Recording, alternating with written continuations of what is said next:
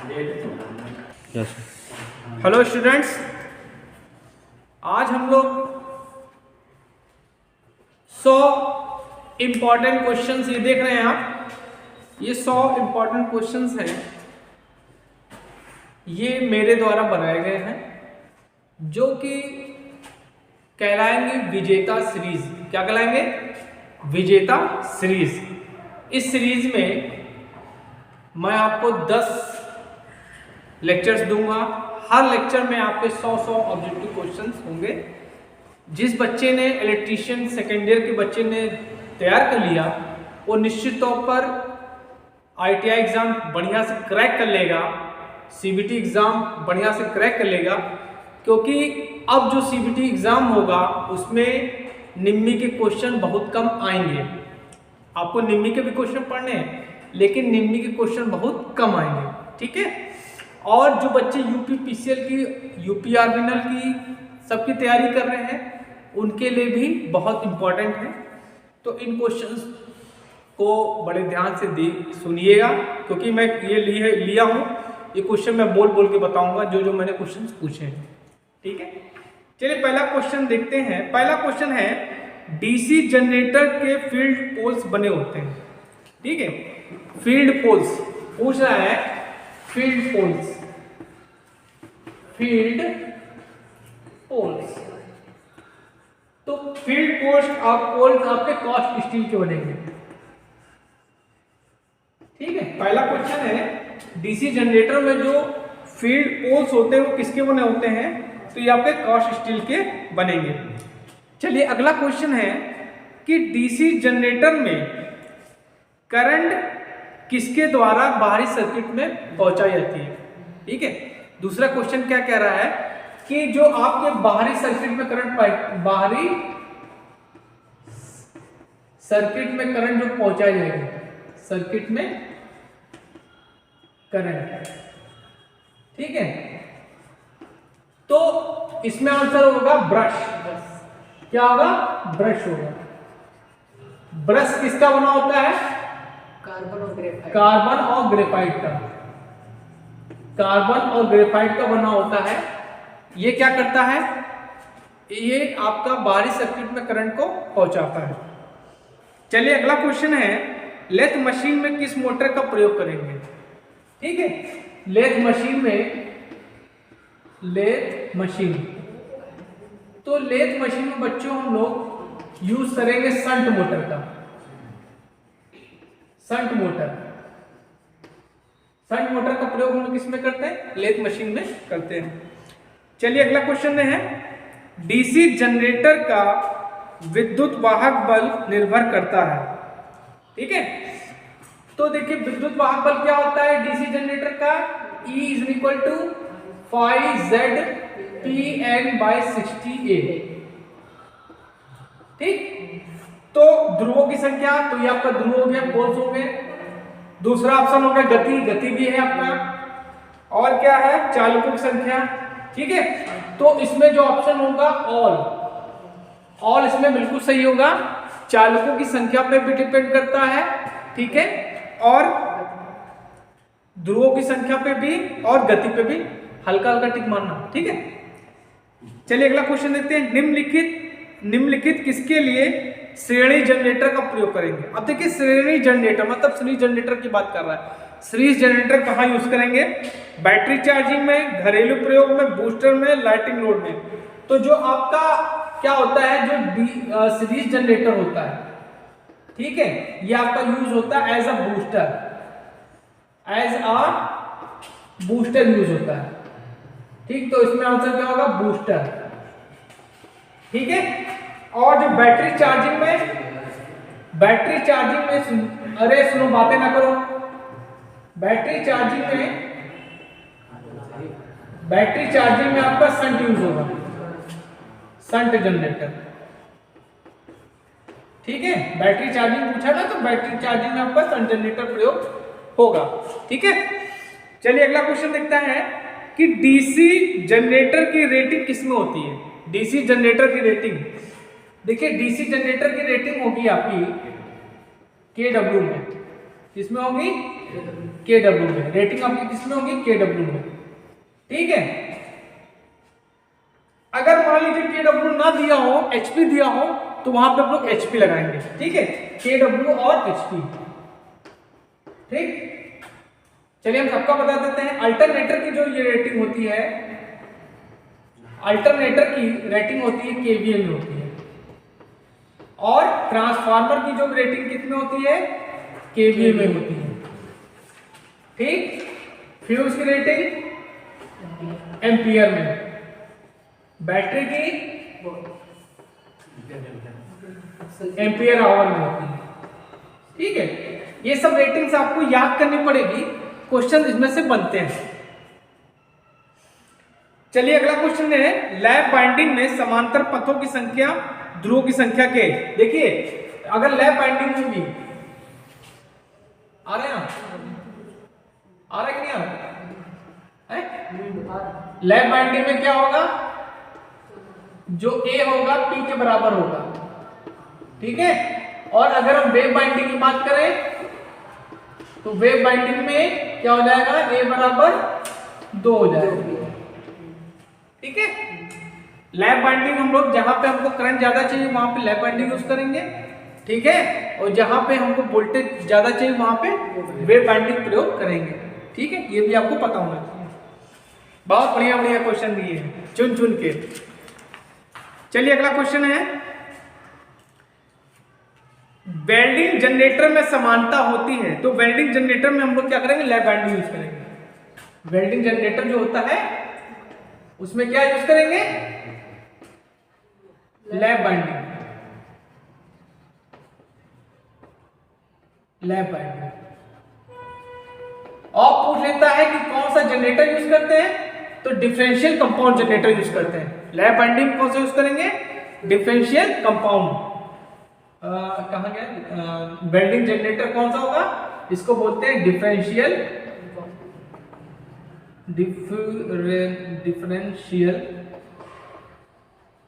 Compound generator.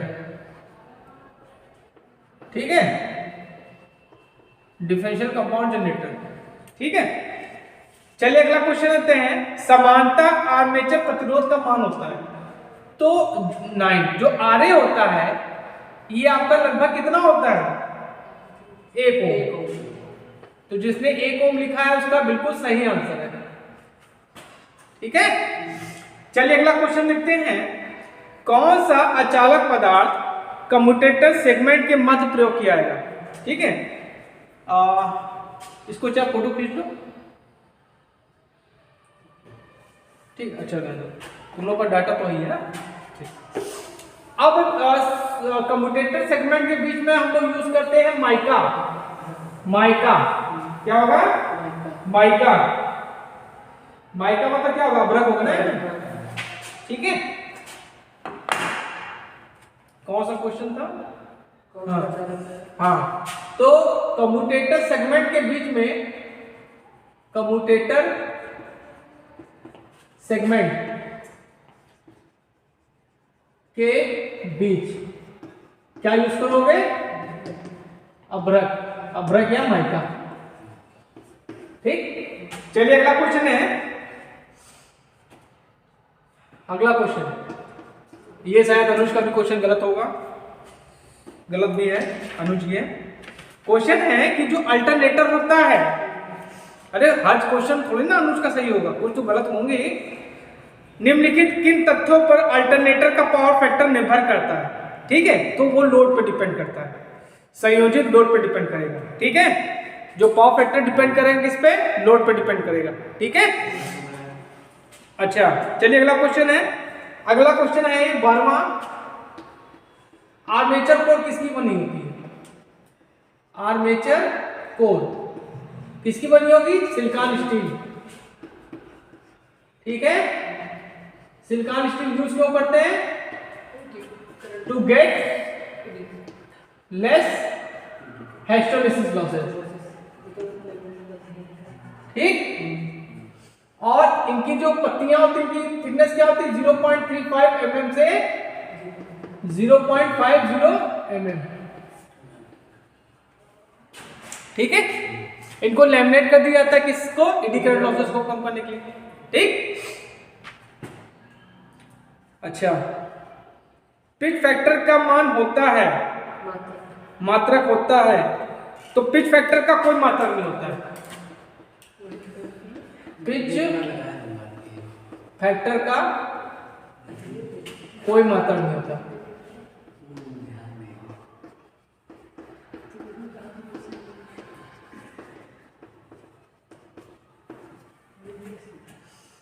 बेटा ये सब यूपीपीएसएल की तैयारी हो रही तुम लोग की। किस तरह की वोल्टा अल्टरनेटर की गति रोटर को दी जाती है, पल्सेटिंग, निम्न डीसी, ठीक है, निम्न एसी, उच्च एसी, तो क्या होगा, अरे रोटर को करने के लिए क्या करें, डीसी तो दोगे, तो क्या हो जाएगा, निम्न डीसी, क्या होगी, निम्न डीसी,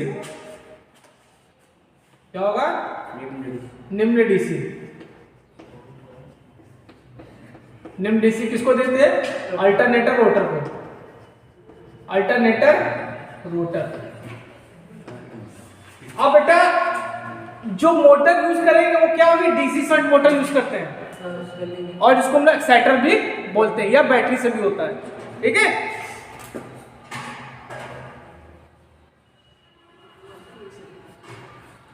अब पूछा है कि अल्टरनेटर में कितने स्लिप होते हैं, 2। अल्टरनेटर में 2 स्लिप होते हैं, क्या होते हैं, 2 स्लिप होते हैं। सिंक्रोनस में 1 होती है। सिंक्रोनस मोटर में कितनी होती है अनुज, 2 सर होती है, 9 स्लिप। इंडक्शन में 1, 2, अरे गधा, 2 होती है। इंडक्शन मोटर में गधा, 2 स्लिप, 3।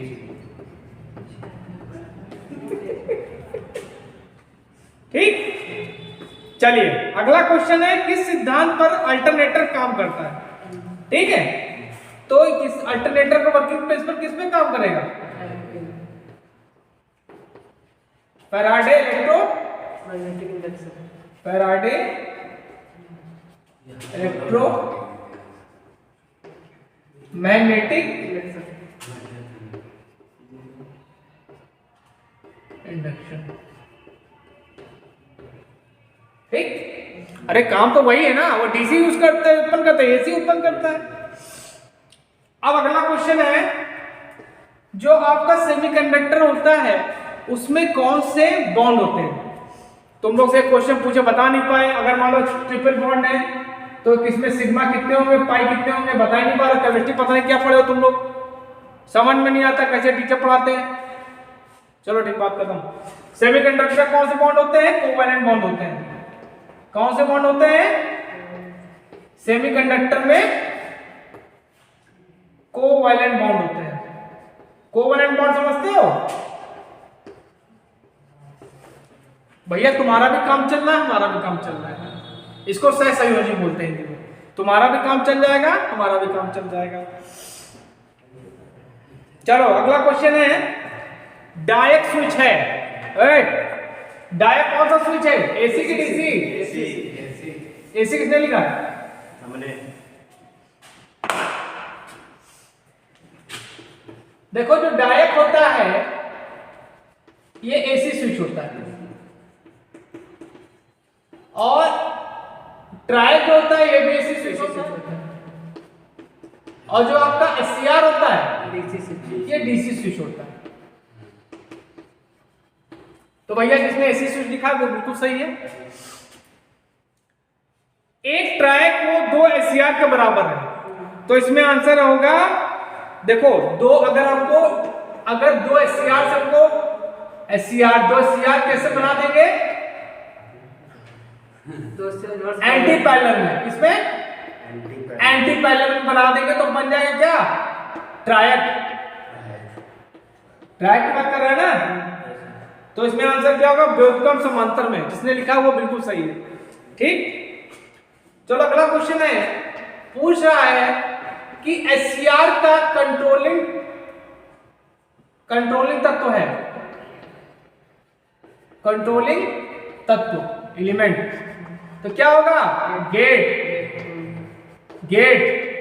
गेट इसमें सही आंसर है। ठीक है, चलिए अगला क्वेश्चन देखते हैं। एचसीआर बनता है, एचसीआर किससे बनेगा? एचसीआर का फुल फॉर्म है सिलिकॉन कंट्रोल रेक्टिफायर, तो किससे बनेगा? सिलिकॉन से। एचसीआर किससे बनता है?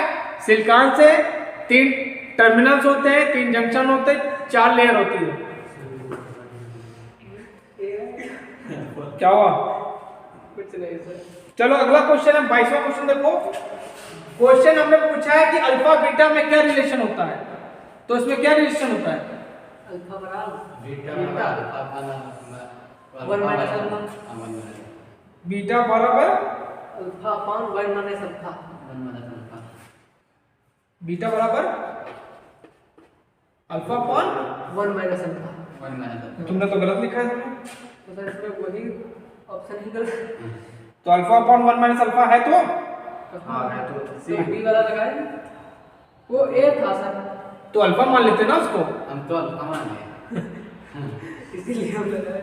और अगर हम अल्फा की वैल्यू निकालें तो क्या होगा? 1 अपॉन 1 प्लस यही होता है ना, beta beta upon beta upon 1 plus beta होता है। ठीक, चलो अब अगला क्वेश्चन देखते हैं कि ट्रांजिस्टर में, देखो ना ट्रांजिस्टर में क्या होता है। चलो बिठाते इसको। एक ट्रांजिस्टर में क्या होता है रिलेशन? आईसी, आईबी और आईई। तो कोई भी ट्रांजिस्टर हो, चाहे आपका एनपीएन हो चाहे आपका पीएनपी हो, ठीक है। तो कौन सा क्वेश्चन है आपका? 23वां।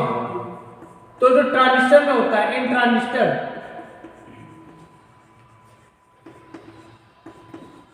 क्या होगा? IE is equal to IB plus IC होगा, ठीक है। और ये क्या है? एमिटर करंट है। और डोपिंग सबसे ज्यादा किसमें होती है? डोपिंग ज्यादा किसमें होगी? एमिटर में। चौड़ा कौन होगा? चौड़ा कलेक्टर, क्योंकि इसको बैठा के दावत देनी है, बताया था ना। हाँ, एक चीज हमने बताई है। चलिए अगला क्वेश्चन देखते हैं। ट्रांजिस्टर एक संचालित उपकरण है। ट्रांजिस्टर क्या है बताओ, इसका आंसर बताओ। वो वोल्टेज और करंट करंट है सर। करंट। ट्रांजिस्टर संचालित, करंट संचालित उपकरण। किसकी कॉपी चेक कर रहे हो? दोनों की।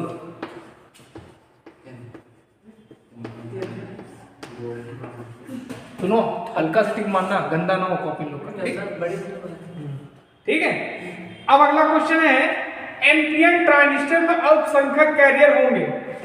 देखो एनपीएन हो और पीएनपी हो, तो इसमें जो करंट फ्लो होगी वो किसके कारण होगी? इलेक्ट्रॉन्स के कारण, ठीक। तो माइनॉरिटी कैरियर्स क्या हो जाएंगे? प्रोटॉन हो जाएंगे, होल्स हो जाएंगे, ठीक। इसमें जो करंट फ्लो होगी किसके? होल्स के कारण, तो मेजॉरिटी हो जाएंगे, ठीक है। माइनॉरिटी क्या हो जाएंगे? इलेक्ट्रॉन। माइनॉरिटी कैरियर्स इलेक्ट्रॉन हो जाएंगे, ठीक। हाँ, चलो 26वां क्वेश्चन कह रहा है एमीटर को डोप किया जाता है, तो हाईली डोप होते हैं, हैवीली डोप। क्या होते हैं? Heavily dope.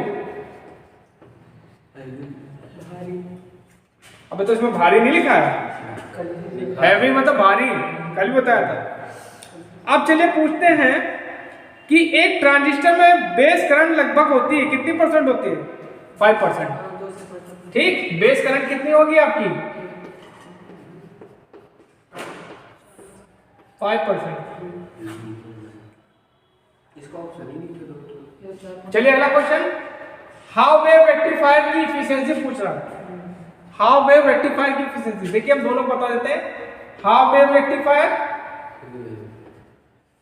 How wave rectifier, इसकी इफिशियंसी होती है 40.6% और फुल वेव की कितनी होती है, इसकी होती है 81.2%। क्लियर है? चलो अगला क्वेश्चन है, सबसे व्यापक रूप से इस्तेमाल किए जाने वाला रेक्टिफायर, तो मोस्टली क्या होता है, ब्रिज रेक्टिफायर यूज करते हैं।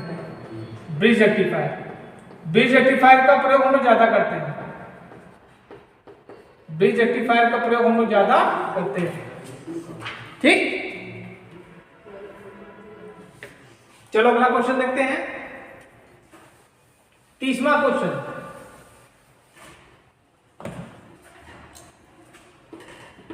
क्या कह रहा है कि एक ट्रांजिस्टर में पीएन जंक्शन होते हैं, तो पीएन जंक्शन कितने होंगे, 2। ट्रांजिस्टर में पीएन जंक्शन कितने होंगे, ट्रांजिस्टर में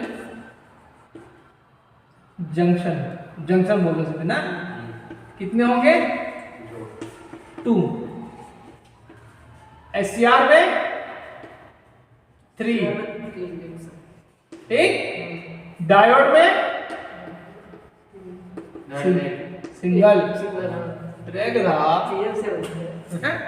ठीक। चलो अगला क्वेश्चन है, डीसी मशीन का योग बना होता है, सिंपल क्वेश्चन में पूछा था। तो डीसी मशीन का योग बनेगा आपका, योग किसका बनेगा, कॉस्ट आयरन। कॉस्ट आयरन इसके लिए छोटी मशीन, बड़ी के लिए कॉस्ट स्टील, बड़ी मशीन। ठीक है, चलिए अगला क्वेश्चन देखते हैं। डीसी मशीन का कम्यूटेटर बना होता है, तो बना तो हार्ड रॉक कॉपर और लेकिन हमें सिर्फ कॉपर दिया था, तो इसमें आंसर क्या होगा, कम्यूटेटर क्या करेगा, कम्यूटेटर बनता है आपका कॉपर का, और क्या करेगा, एसी को डीसी, डीसी को एसी, क्या बोलते हैं, मैकेनिकल,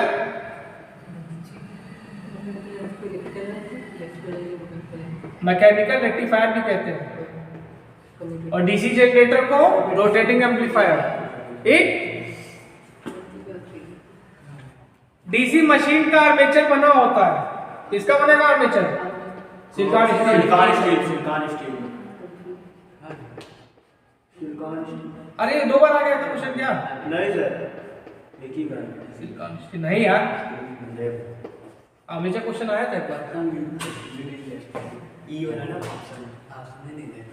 चलो हटाएं इसको। चलो अगला क्वेश्चन, 34वां क्वेश्चन,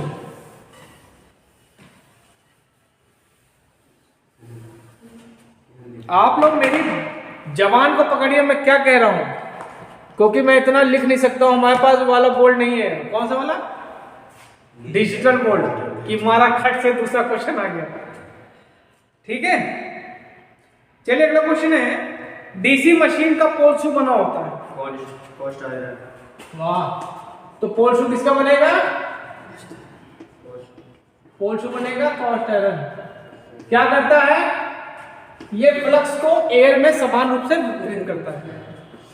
ब्लॉक रोटर परीक्षा में स्लिप का मान होगा, देखो block rotor test, block rotor test, block rotor test, देखो ब्लॉक रोटर टेस्ट को क्या कह सकते हैं, शॉर्ट सर्किट टेस्ट भी कह सकते हैं, शॉर्ट सर्किट टेस्ट। इसमें क्या मिलाओगे, निकालोगे कॉपर लॉसेस। अब इसमें पूछा स्लिप की वैल्यू क्या होगी, देखो एनआर की वैल्यू क्या हो जाएगी, 0 हो जाएगी, तो स्लिप इक्वल टू क्या होता है, NS minus NR upon NS, ये 0 हो गया तो एनएस अपॉन एनएस, तो क्या आ जाएगा 1, तो स्लिप की वैल्यू क्या आएगी 1, जिसने 1 लिखा वो बिल्कुल सही है। स्टार डेल्टा स्टार्टर का प्रयोग किसमें करेंगे, तो आपका इंडक्शन मोटर में करेंगे। Star delta star delta starter, किसमें? इंडक्शन मोटर में, 3 फेज इंडक्शन मोटर। कहां तक, कितने एचपी तक? 5 से 20 एचपी तक हम लोग स्टार डेल्टा स्टार्टर का प्रयोग करते हैं। स्टार डेल्टा स्टार्टर में कितने टर्मिनल होते हैं, ये क्वेश्चन पूछा है, तो 6 टर्मिनल होते हैं। कितने होते हैं? 6 टर्मिनल होते हैं इसमें, ठीक है। देखते रहना, वीडियो बनना हो। निम्न में से कौन सी यूनिवर्सल गेट्स है? ठीक, इसे पूछा कौन सा यूनिवर्सल गेट है, तो बतियाओ ना बेटा। देखो यूनिवर्सल गेट हम दो ही हैं आपके। यूनिवर्सल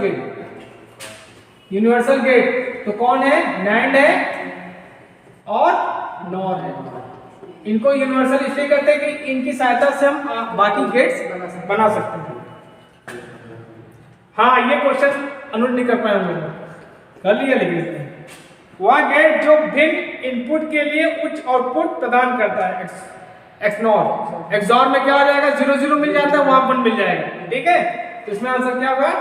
एक्सॉर,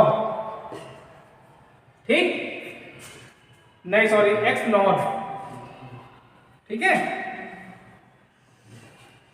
चलो, नॉट के नियमानुसार एक तुल्य है।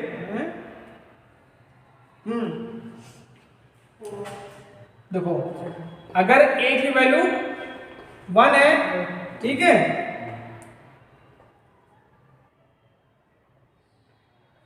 तो y इक्वल टू क्या हो जाएगा? 0 ही तो होगा, तो इसमें 0 आंसर सही है, ठीक।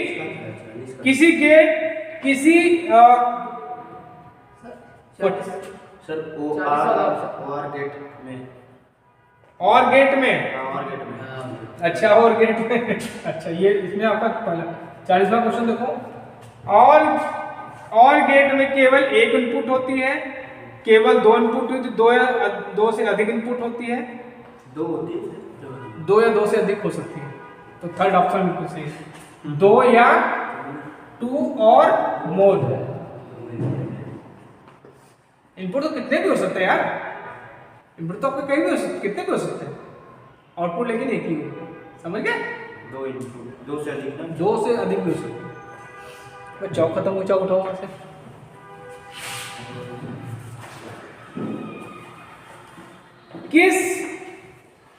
किस गेट की इनपुट लो होने पर उसका आउटपुट लो होगी?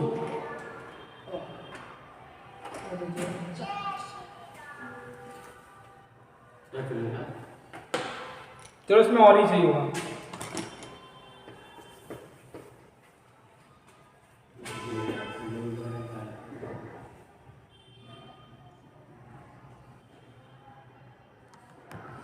फोर्टी 43 वाला क्वेश्चन बाद बताएंगे, ठीक है।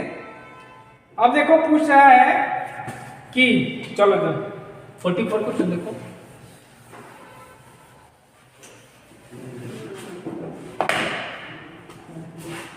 कह रहा है 44 क्वेश्चन, कह रहा है ये नंबर दिया आपको,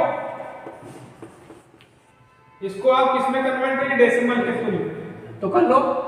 2 की पावर 0, 2 की पावर 1, 2 की पावर 2, 2 की पावर 3, 1 into 2 की पावर 3, 1 into 2 की पावर 2 प्लस 1 into 2 की पावर 1 प्लस 0 into 2 की पावर 0।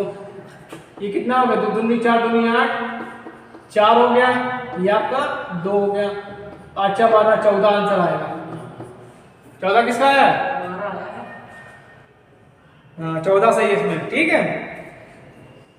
अब लिखा है 26 को बाइनरी पद्धति में लिखा जाता है। अब देखो 26 को निकाल लो,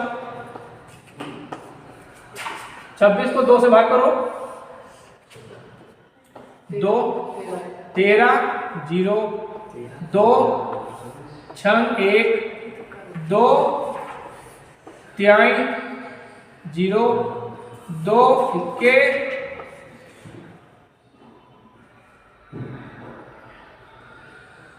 ठीक, इक्के 1 फिर से करो, क्या आएगा?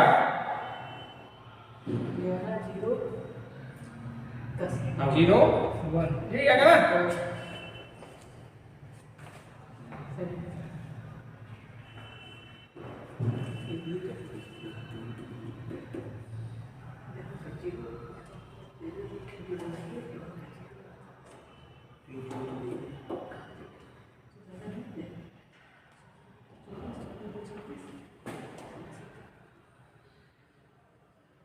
यही आएगा, ठीक है। तो क्या है 11 0 10 0 10, ठीक, क्लियर है। चलिए अगला क्वेश्चन है, अगर बाइनरी फिर वही क्वेश्चन,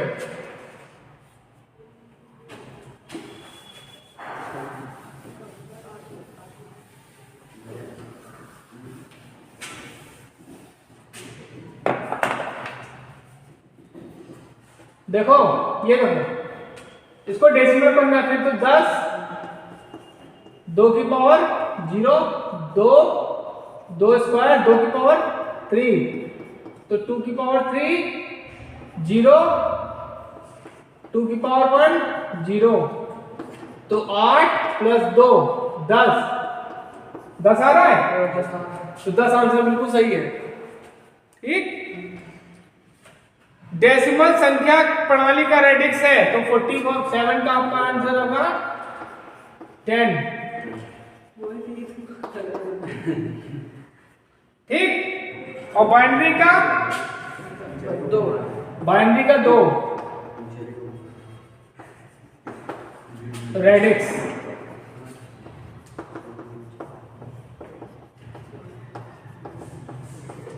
ठीक। अब अगला पूछ रहा है कि एक बाइट में कितने बिट होते हैं? 8 बिट, 4 होते हैं। 8 होता 8 4 नंबर। अच्छा नंबर, सही सही, एक बाइट में आपके 8 बिट होते हैं, एक बाइट में आपके 8 बिट होते हैं। अब पूछ रहा है कि मैक्सिमम रनिंग टार्क की कंडीशन क्या है। देखो स्टार्टिंग टार्क के लिए क्या होता है, मैक्सिमम स्टार्टिंग टार्क क्या हो जाएगा, रोटर का रिएक्टेंस के बराबर हो जाएगा, ठीक। और मैक्सिमम रनिंग टार्क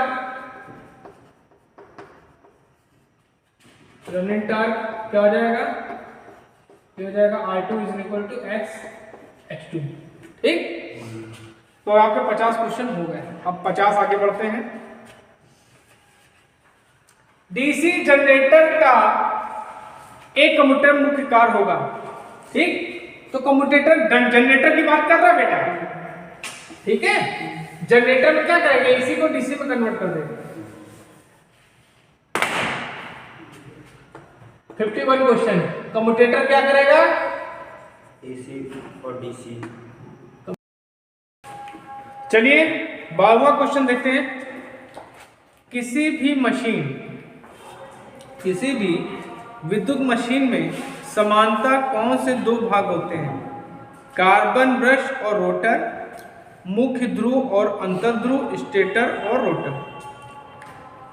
ठीक है। तो देखिए 52 2 मुख्य भाग क्या होते हैं आपके, एक होगा आपका स्टेटर और एक होगा आपका रोटर, ठीक। अगर ये इसको कहते हैं एसी मोटर में, और अगर हम डीसी मोटर की बात करें तो स्टेटर इसको कहेंगे और इसको बोल देंगे आर्मेचर। ये आपका डीसी मशीन में कहते हैं, ये भी सब आपको पता होना चाहिए, ठीक। चलिए अगला क्वेश्चन देखते हैं। डीसी मशीन में घूमने वाले भाग को कहते हैं, थोड़ा ये मिसप्रिंट है, घूमने वाले भाग को कहते हैं, ठीक है।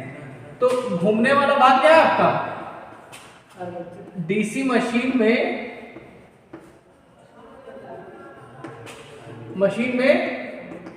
घूमने वाला भाग क्या होता है आपका, आर्मेचर होता है। क्या होता है, ये आपका आर्मेचर होता है, ठीक।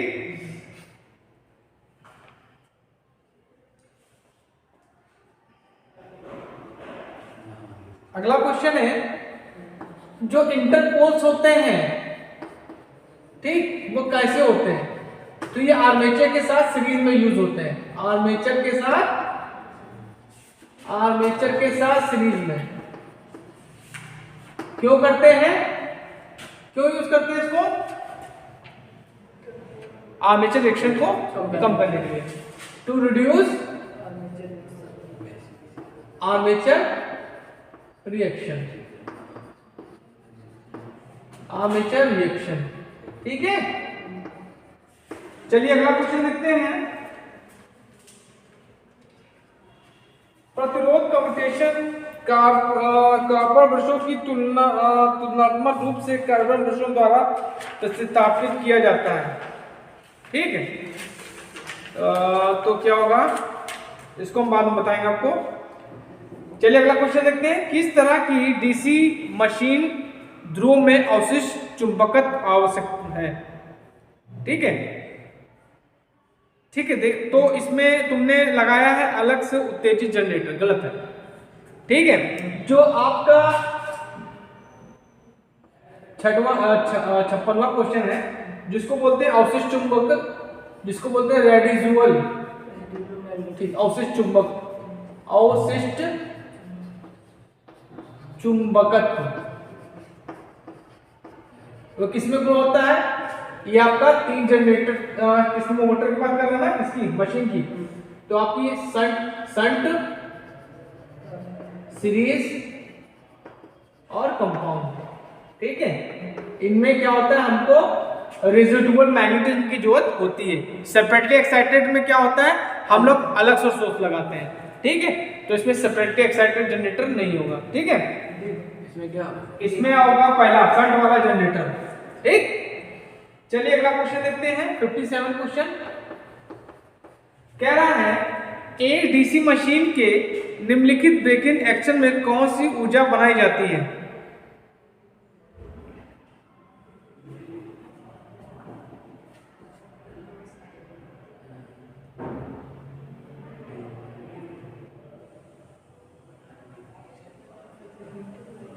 ये तुम लोग को ब्रेकिंग हमने नहीं पढ़ाई ना, ब्रेकिंग पूछ ली जाए, ये तुम्हारे कोर्स का बनी है। चलो एक नंबर सबको दे देंगे, ठीक है। चलिए अगला क्वेश्चन देखते हैं। आर्मेचर प्रतिक्रिया द्वारा कुल अभिभाव में कमी प्रभाव को क्या कहते हैं, ठीक है।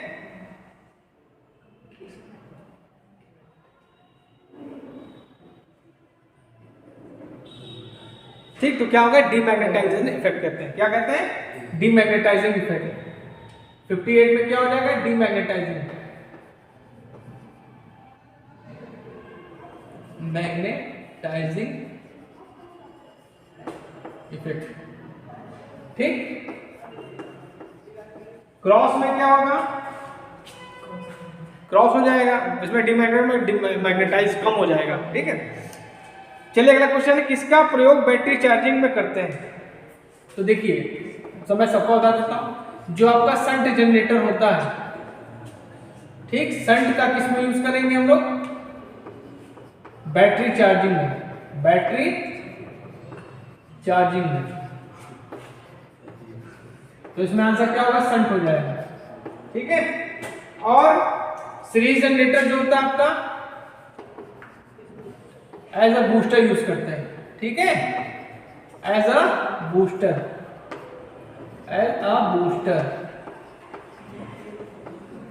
ठीक। और जो आपका कंपाउंड जनरेटर है, कंपाउंड में कई होते हैं, तो ये आपका वेल्डिंग में यूज होगा, और कहाँ होगा, लिफ्ट में होगा, इस सब जगह क्या कंपाउंड जनरेटर आपके यूज होते हैं, ठीक है। चलिए अगला क्वेश्चन है, इनमें से किसमें डायवर्टर का प्रयोग किया जाता है?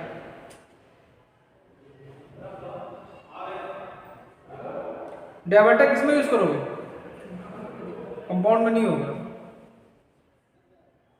इसमें शंट में यूज करते हैं, ठीक, इसमें लगाओ शंट, ठीक। किस जनरेटर का वोल्टेज रेगुलेशन सबसे अच्छा होता है? तो देखो, वोल्टेज रेगुलेशन की बात करेंगे, कौन सा क्वेश्चन है ये आपका, 61।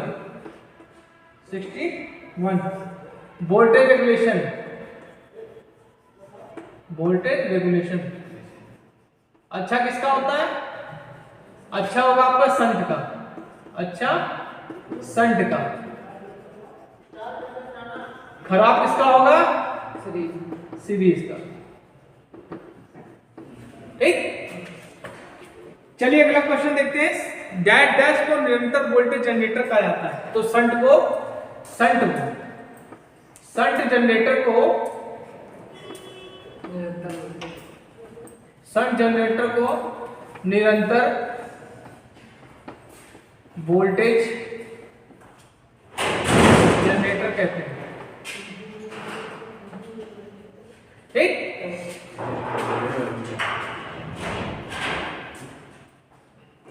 वेल्डिंग जनरेटर में, तो वेल्डिंग जनरेटर में आपकी वेल्डिंग जनरेटर कौन सा होता है? डिफरेंशियल।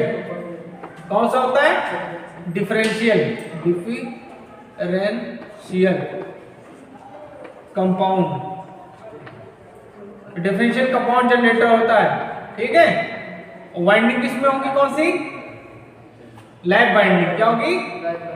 लैप बाइंडिंग का प्रयोग हम लोग वेल्डिंग में करते हैं। ठीक है, चलिए अगला क्वेश्चन देखते हैं। डीसी मशीन की फील्ड कॉइल बनी होती है। फील्ड कॉइल मतलब वाइंडिंग। फील्ड कॉइल किसकी बनेगी? कॉपर की। फील्ड कॉइल किसकी बनेगी? कॉपर की। कॉपर की हम लोग बनाते हैं। कॉपर ऑप्शन दिया इसमें, तो छूट गया। क्या छूट गया? करो हाँ, अच्छा 64 क्वेश्चन देखो, ये तो 65 होगा फिर। जो आपकी क्या कह रहा है कि कोर हानि और घर्षण हानि। ठीक है, तो कोर हानि, कोर लॉसेस और प्लस फ्रिक्शन लॉसेस, इसको बोलते हैं स्ट्रे लॉसेस, स्ट्रे हानियां बोलते हैं। जिसने स्ट्रे हानियां लिखा होगा बिल्कुल सही है। ठीक, डीसी जनरेटर में इंटरपोल्स किससे कनेक्टेड होते हैं? तो आर्मेचर के सीरीज में। मतलब क्या है? गला किसका पकड़ना हमको? आर्मेचर का पकड़ना है, क्योंकि आर्मेचर ही डिस्टर्ब करता है।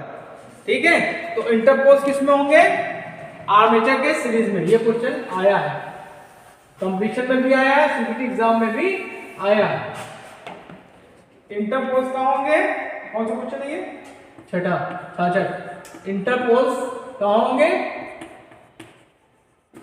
इन armature series, in series in armature, series with armature. Armature के सीरीज में यूज होते हैं। ठीक है, ये क्या करेगा? आर्मेचर की जो फील्ड होगा उसको न्यूट्रलाइज कर देगा। ठीक, चलिए अगला क्वेश्चन देखते हैं। तुमने स्टील लगाया हो? फील्ड कॉइल में स्टील लगा दियो। चलो डीसी मशीन के ब्रश, तो डीसी मशीन के जो ब्रश होते हैं, डीसी मशीन ब्रश जो होते हैं वो किसके बनेंगे? कार्बन और ग्रेफाइट और ग्रेफाइट। ठीक, ये क्या करते हैं? वो तो फील्ड कॉइल दी है। डीसी मशीन की फील्ड कॉइल बनी होती है। बता तो दे, कॉपर से बनी होती है। फील्ड कॉइल, हाँ, फील्ड का जो फील्ड बना, अरे यार जो वाइंडिंग करते हैं उसी को फील्ड बोलते हैं ना, कॉपर की। ठीक, चलिए अगला क्वेश्चन देखते हैं। एससीआर के टर्मिनल में क्या क्या होते हैं? ठीक, तो एससीआर के टर्मिनल्स आपसे पूछ रहा है।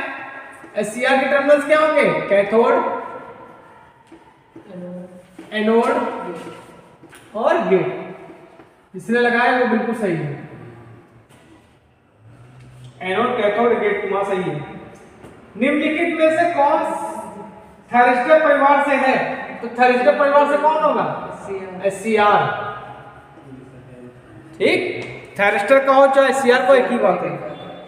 यूजेटी में कितने टर्मिनल होते हैं? देखो यूजेटी में 3 टर्मिनल होते हैं। टर्मिनल में मैं बता देता हूं तुमको। यूजेटी में कितने टर्मिनल होते हैं? 3। यूजेटी एक होता है आपका इमिटर, दूसरा होता है बेस 1, दूसरा बेस 2। ठीक है, चलिए अगला क्वेश्चन देखते हैं। 71 क्वेश्चन कह रहा है निम्नलिखित में से किसकी आंतरिक संरचना में 4 परतें नहीं होती, तो इसमें आंसर क्या होगा? यूजेटी।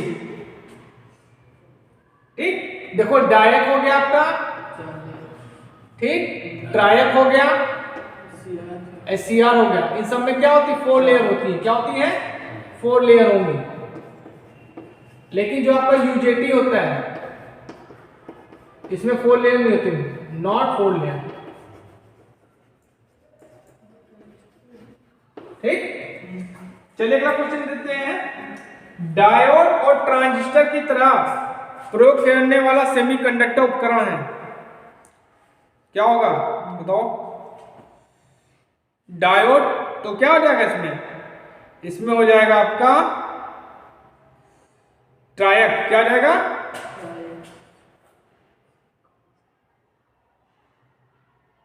नहीं, कंफ्यूजन हो रहा है क्वेश्चन में। जीटीओ होगा। क्या होगा? जीटीओ। जीटीओ, जीटीओ में क्या होता है? सारा काम एससीआर का ही होता है, बस क्या होता है? गेट को निगेटिव पल्स देते हैं। ठीक, तो क्या हो जाएगा? जीटीओ होगा इसमें। ठीक, समझ में आ रहा है ना? ट्रायक प्रयोग होता है। ट्रायक, ट्रायक कहां यूज होता है? रंगीन टीवी में। इसमें आंसर क्या होगा? रंगीन टीवी सेट्स में, सादे टीवी सेट में, टेप रिकॉर्डर्स में, ध्वनि प्रणाली में। तो क्या होगा? रंगीन टीवी सेट में यूज होगा। किसमें? रंगीन टीवी सेट। ठीक, चलो अगला क्वेश्चन देखते हैं। अगला क्वेश्चन है, पूछा है, सवाल है देखो, पूछ रहा है कि पूछा डायक में कितने टर्मिनल होते हैं? डायक टर्मिनल डिवाइस है, तो डायक में कितने होंगे? 2 टर्मिनल होंगे। डायक में 2 टर्मिनल होंगे। ठीक है, एक होता है MT1, एक होता है MT2। गेट इसमें नहीं होता है, इसको हम लोग बिना गेट का ट्रैक भी करते हैं। अब पूछा निम्नलिखित में से क्या ट्रांजिस्टर का एक प्रकार है, तो इसमें आंसर होगा पीएनपी। देखो ट्रांजिस्टर 2 होते हैं, एक होता है पीएनपी, एक होता है एनपीएन। ठीक, इसमें करंट फ्लो होगी होल्स के कारण, इसमें करंट फ्लो होगी इलेक्ट्रॉन के कारण। ठीक है, तो 75 क्वेश्चन आपके हो गए। बहुत क्वेश्चन दे दिए थे यार। चलो चलो अगला क्वेश्चन देखते हैं। 76 क्वेश्चन। रोटेटिंग मैग्नेटिक फील्ड करने के लिए कितने फेज की आवश्यकता होती है? ठीक, तो कितने? 3 फेज। 3 फेज। 3 फेज की आवश्यकता होगी रोटेटिंग मैग्नेटिक फील्ड को क्रिएट करने के लिए। ठीक है, और जो रोटेटिंग मैग्नेटिक फील्ड होता है उसकी स्पीड क्या होती है? 120 F/p। ठीक, ये भी आपको पता होना चाहिए। चलो 77 क्वेश्चन देखो। पूछ रहा है कि synchronous speed command rotor speed command synchronous speed से क्या होता है? कम होता है। मतलब जो ns होगा वो बड़ा होगा nr से। ठीक, 78 क्वेश्चन देखो। स्क्वायरल केज को किस स्टार्टर से स्टार्ट करते हैं?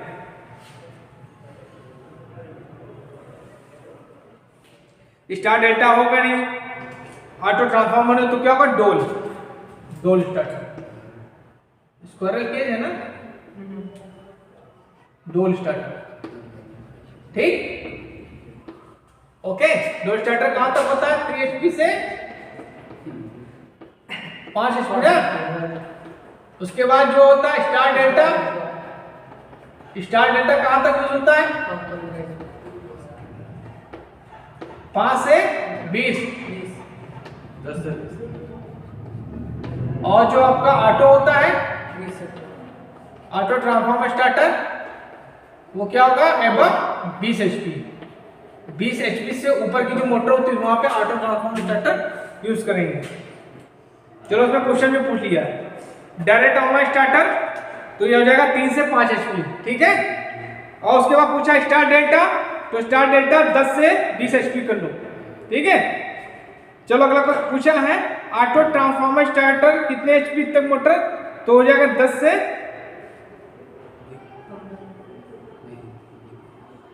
इन्होंने ऑप्शन गलत दिया है। चलो इसको जो सबसे अधिक है वही कर लो, 10 से 15 HP, ठीक। इसमें इनमें से रोटर पर क्या स्थापित की जाती है? Field coil. क्या होगा? आर्मेचर कॉइल लिखो तुम तो, क्या होगा? Field coil. चलो अगला क्वेश्चन है अल्टरनेटर के रोटर को किस यंत्र के द्वारा डीसी सप्लाई दी जाती है? ना, शंट जनरेटर देते हैं। क्या? Shunt generator. जो अल्टरनेटर होगा उसको हम लोग सप्लाई किससे देंगे? शंट जनरेटर से।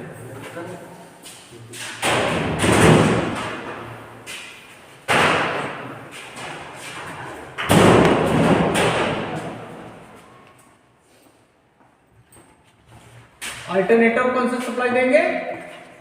अल्टरनेटर को, अल्टरनेटर रोटर सप्लाई क्या हो जाएगी? DC shunt motor. चलो एक क्वेश्चन इसमें से और पूछ लेते हैं, अल्टरनेटर का ईएमएफ इक्वेशन क्या होगा? तो ईएमएफ इक्वेशन आपका ये होगा, देखो हम तीनों बता देते हैं, 4 KF KP KD FT5। एक और होता है 4.44 KP KD FT5, और एक और होता है इज इक्वल टू 4.44 FT5। जो तुम्हें पसंद हो वो लिख लेना। तीनों क्वेश्चन में बता दिए।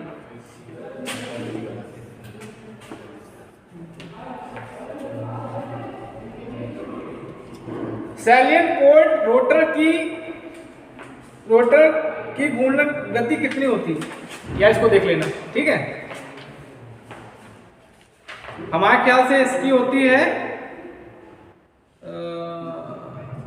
इसको बाद में देख लेना, ठीक। अल्टरनेटर की संरचना किसके समान होगी? सिंक्रोनस मोटर के समान, ठीक है। स्ट्रक्चर ऑफ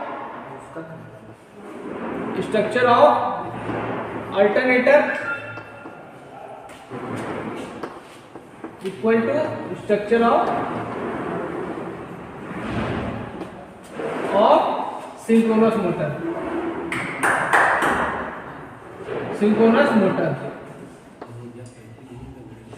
ठीक। बतियाओ ना, देखो इधर।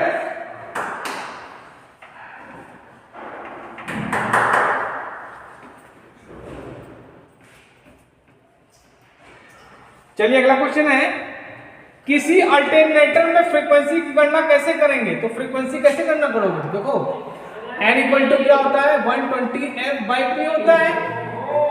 तो फ्रीक्वेंसी निकालोगे तो क्या आ जाएगा? f equal to NP upon 120, ठीक। अनुज गलत कर दिए, पिच फैक्टर का मान होता है तो क्या हो जाएगा? इकाई से कम, ठीक। अगला क्वेश्चन है, कौन सी मोटर सेल्फ स्टार्टिंग नहीं होती? तो सेल्फ स्टार्टिंग कौन सी नहीं होगी? Synchronous motor. सिंक्रोनस जो मोटर होती है इज नॉट सेल्फ स्टार्टिंग।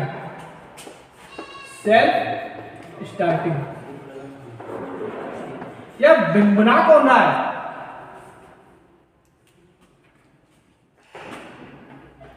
अगला क्वेश्चन है, सिंक्रोनस मोटर की स्पीड होती है, स्थिर होती है।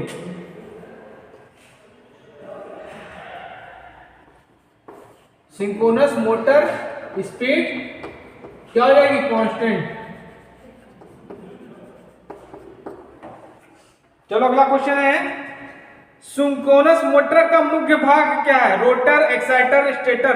तो सभी सही होंगे। क्या हो जाएगा? रोटर हो गया आपका, एक्साइटर, अरे घुमाओगे नहीं, बिना घुमाए चला लोगे, और स्टेटर। तो क्या हो जाएगा? ऑल सही है, तीनों सही है। ठीक, चलिए अगला क्वेश्चन देते हैं।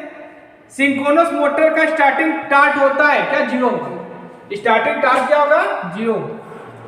Starting torque of synchronous motor is 0। क्या होता है? 0 होता है। हंटिंग दोष को समाप्त करने के लिए क्या करेंगे? तो डैम्पर वाइंडिंग यूज करते हैं। ठीक है, हंटिंग हटाने के लिए हम लोग क्या करेंगे? डैम्पर वाइंडिंग का प्रयोग करते हैं। चलिए अगला क्वेश्चन देखते हैं। वी वक्र, जो आपका सिंक्रोनस मोटर है उसका जो वी वक्र होता है, गौरव तुम्हारा कहाँ बैठेंगे? बोले हंटिंग जो होती है इसमें क्या होता है? ऑक्सीलेशन उत्पन्न हो जाते हैं। हंटिंग को दूर करने के लिए क्या करेंगे? Damper winding. Damper winding. अगला क्वेश्चन देखो 93। वी वक्र, जो आपका वी वक्र होता है किसके बीच होता है? Field current and armature current. V curve. और उल्टा वी कर्व किसके बीच होगा? पावर फैक्टर फील्ड करेंगे। फील्ड उल्टा वी मतलब ये भी पता होना चाहिए ना। चलिए अगला क्वेश्चन है, यदि एक मोटर की तुल्यकालिक स्पीड 1000 आरपीएम है तो आपको तुल्यकालिक स्पीड एनएस दिया कितना? 1000 और फ्रीक्वेंसी कितनी दी है? 50 हर्ट्ज। तो पोज कितना होगा? तो निकालो। N equal to 120 F/P। तो P इक्वल टू क्या आ जाएगा? 120 F, मतलब F की वैल्यू 50 और 1000। तो अब इसको रखेंगे तो 125 में तो क्या है? 12.5 आएगा। तो पोल्स कितने होंगे? 12 पोल्स कहाँ जाएंगे? गलत, थोड़ा गलत है।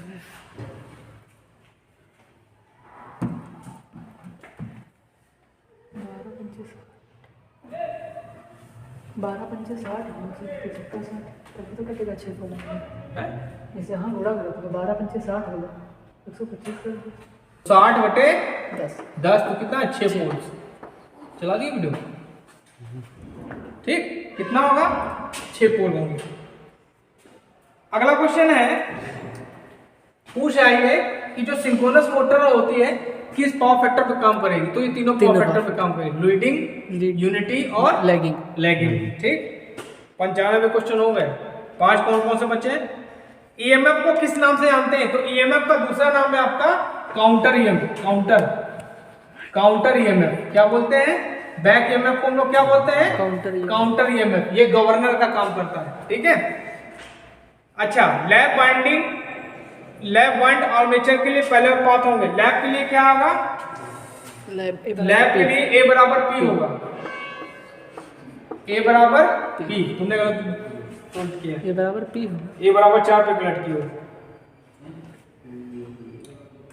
चलो अगला क्वेश्चन देखते हैं। सीरीज मोटर में टार्क बढ़ता है। ठीक, तो टार्क जो बढ़ेगा सीरीज मोटर में तो क्या हो जाएगा? Torque is directly proportional to I square होता है। तो धारा, आर्मेचर जो धारा होती है, चल रहा है, उसके स्क्वायर के डायरेक्टली प्रोपोर्शनल होगा। किस मोटर में फ्लक्स और फील्ड करंट का मान स्थिर होता है? तो शंट में जो होगा, कौन सा क्वेश्चन? 98। शंट मोटर में क्या होगा? फाई और ये क्या होगा? कांस्टेंट होगा। ठीक। लास्ट क्वेश्चन, डीसी मोटर में बैक ईएमएफ व्युत्क्रमानुपाती होता है, तो लगा दे यहाँ पे ईबी से इक्वल टू क्या होगा, 5PZ एन 5PZ जेड लगा दीजिए बस सर। Z/68। ठीक। अच्छा, क्या पूछ रहा है कि बैक ईएमएफ व्युत्क्रमानुपाती होगा, तो बैक ईएमएफ किसके होगा, आर्मेचर चालकों के। एक के समानुपाती।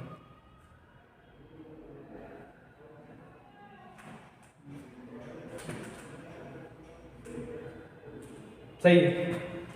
ठीक, इसके होगा। तो आज हमने आपको 100 क्वेश्चन सारे करा दिए। ठीक, आप लोग कोशिश करिएगा, ये जो क्वेश्चन हमने आपको 100 कराए हैं बहुत इंपॉर्टेंट हैं। ये आपके सीबीटी एग्जाम और यूपीपीसीएल और कंपटीशन एग्जाम के लिए बहुत इंपॉर्टेंट है। अगर आप मेरे चैनल पर नए हैं तो प्लीज़ मेरे चैनल को लाइक करिए, शेयर करिए, सब्सक्राइब करिए, जिससे मैं आपको और क्वेश्चंस करा सकूं।